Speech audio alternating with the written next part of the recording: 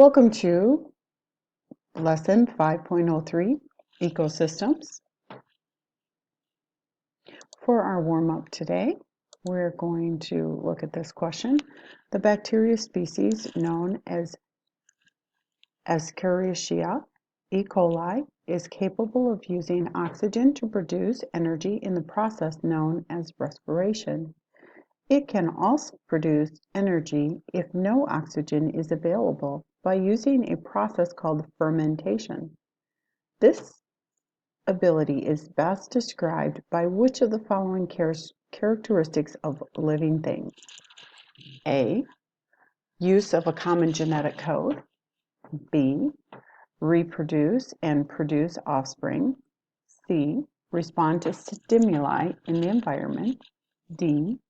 Move actively through the environment. E. Still working on it. All right, what did you pick? This is talking about how if there's oxygen is available, they can still use respiration, and if not available, they can use respiration.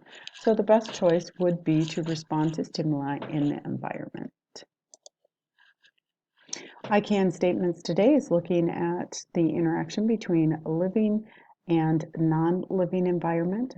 We're going to be comparing and contrasting the biotic and abiotic factors that we learned the other day. We're going to review question number 3 and answer question 4 today. So which picture qualifies as an ecosystem? Green check or red X?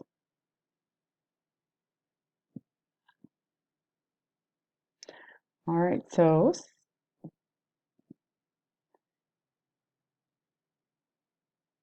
define an ecosystem. What is an ecosystem?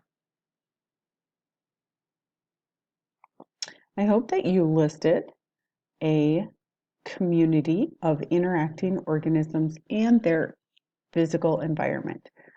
That means that it's biotic and abiotic factors. Some examples of ecosystems would be prairies, tidal pools, digestive system, a park near your home. All of those would be ecosystems. What is a biotic factor? Remember that biotic factors are living things, factors that are associated with living organisms, deer, trees, grass, fish, ants, etc. What is an abiotic factor?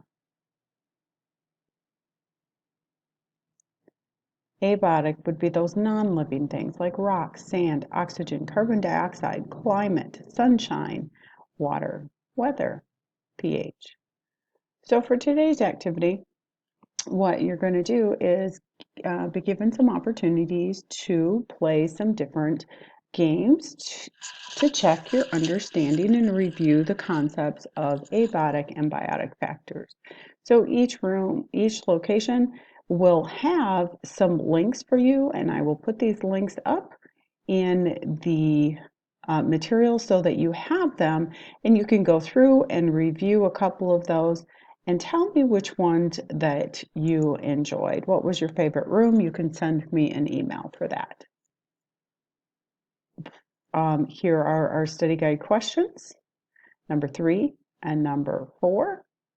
And I'm hoping that this activity helped you to really get a good handle of a biotic factor and an abiotic factor. The homework for today is lesson 3, ecosystems, and the quiz. If you have any questions, please email me and let me know. Please open up your biology book and put in today's code word for attendance. Have a great day. We will see you next time.